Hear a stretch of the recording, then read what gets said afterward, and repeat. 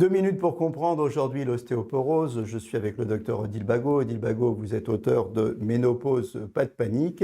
Quand on parle de ménopause, on parle souvent d'ostéoporose. Ostéoporose, qu'est-ce que c'est? L'ostéoporose, ce sont 2 choses.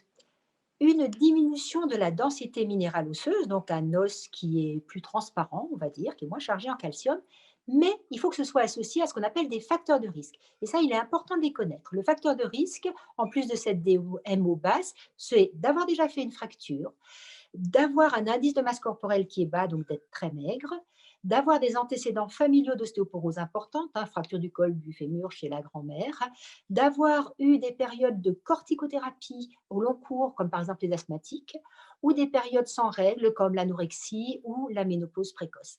Si vous réunissez ces facteurs de risque-là, et qu'en plus, à la mesure de la densitométrie osseuse, c'est bas, alors vous avez l'ostéoporose. Qu'est-ce qu'on fait pour prévenir l'ostéoporose? La première chose à faire, c'est d'essayer d'arriver à la ménopause avec un os en béton armé, parce qu'à la ménopause, c'est là que l'os va commencer à se décalcifier. Et bien pour ça, ce sont les mesures hygiéno-diététiques, une alimentation équilibrée, sans oublier d'apporter de la vitamine D tous les hivers, sinon on ne fixera pas notre calcium, hein.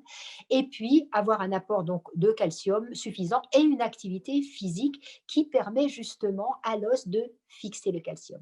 On pourrait croire au contraire qu'il ne faut pas avoir d'activité physique pour ne pas risquer une fracture. Et vous nous dites le contraire.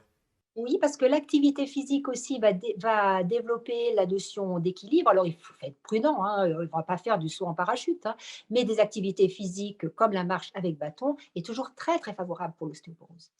Voilà, l'ostéoporose, eh bien écoutez, n'hésitez pas à vous faire suivre et à demander conseil à votre médecin et surtout, ne négligez pas l'hygiène de vie.